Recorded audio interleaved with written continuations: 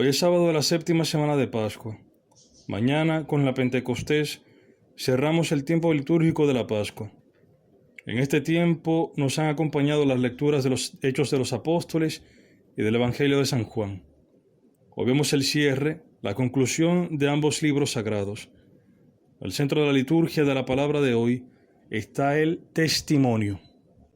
El primer versículo del Evangelio de hoy se nos recuerda en este versículo el misterio pascual. Pedro se vuelve y ve, siguiéndoles detrás, al discípulo a quien Jesús amaba, que además durante la cena se había recostado en su pecho y le había dicho: Señor, ¿quién es el que te va a entregar? Viendo al discípulo amado, se recuerda la última cena y todo el evento pascual que está concentrado en la palabra entregar. Porque tanto amó Dios al mundo que dio a su Hijo unigénito, para que todo el que crea en Él no perezca, sino que tenga vida eterna. Esto se nos dice en el diálogo con Nicodemo.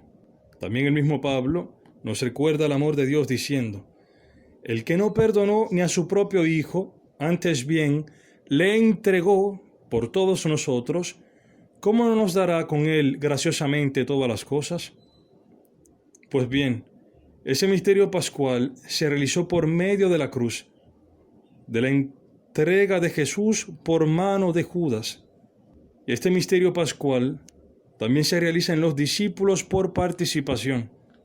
Jesús fue entregado por su pueblo a los romanos.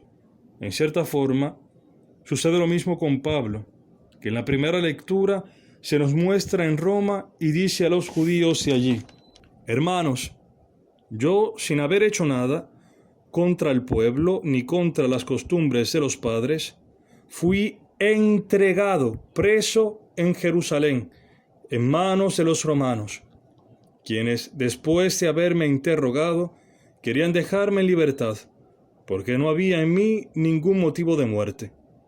Pero como todos los judíos se oponían, me vi forzado a apelar al César, sin pretender con eso acusar a los de mi nación.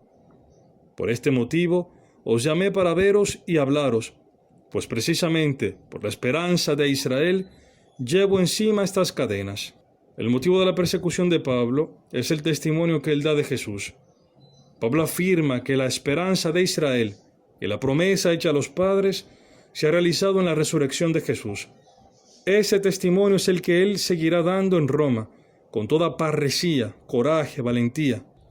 Dice al final los Hechos: Pablo permaneció 2 años enteros en una casa que había alquilado y recibía a todos los que acudían a él. Predicaba el reino de Dios y enseñaba lo referente al Señor Jesucristo con toda valentía, sin estorbo alguno. Pablo continuó dando testimonio con su vida, con sus acciones y palabras. Este verbo entregar es el mismo de la transmisión de la fe. Por tanto, tiene que ver con el dar testimonio. Bueno, en el Evangelio de San Juan se cierra diciéndonos que ha sido escrito para dar testimonio. Este testimonio se da en 3 niveles. Hay un él, se habla del testimonio de Juan en tercera persona. Hay un nosotros, que representa la comunidad de Juan, la iglesia que asegura que el testimonio de Juan es verdadero. Y hay un yo, que es la expresión del redactor del Evangelio. Ese es el discípulo que da testimonio de estas cosas y que las ha escrito, y nosotros sabemos que su testimonio es verdadero. Hay además otras muchas cosas que hizo Jesús. Si se escribieran una por una, pienso que ni todo el mundo bastaría para contener los libros que se escribieran. La continuación de este testimonio se sigue dando en los creyentes de todos los tiempos. Las cosas realizadas por Jesús no son sólo aquellas del pasado que nos afirman las Escrituras, porque Él ha resucitado y está presente. Por tanto, también nuestra vida con y en Cristo debe ser agregada entre los libros de la gran biblioteca celeste. Hemos visto los 2 extremos de este Evangelio, el inicio y el fin. La parte central nos da otros elementos, de los cuales tomaremos 3 puntos. Primero reescucharemos esa parte. Viéndolo Pedro, viendo a Juan, dice a Jesús: Señor, ¿y este qué? Jesús le respondió: Si quiero que se quede hasta que yo venga, ¿qué te importa? Tú sígueme. Corrió pues entre los hermanos la voz de que este discípulo no moriría. Pero Jesús no había dicho a Pedro: no morirá, sino: si quiero que se quede hasta que yo venga, ¿qué te importa? Recordemos que este evangelio es la continuación del evangelio de ayer, en el cual se le anuncia a Pedro que no morirá martirizado. Bueno, esta parte central, notemos, uno, que Dios tiene un proyecto con cada quien. Segundo, que el gran proyecto universal de Dios culminará con la venida final del Señor Jesús. Tercer elemento, que en medio de estas 2 cosas, somos llamados a seguir al Señor en nuestro día a día. Cada quien tiene un camino diferente y está llamado a seguir al Señor en la concreción de su vida diaria. Nuestros diferentes caminos convergen por ser una misma familia humana, por ser una misma iglesia, por ser una misma comunidad.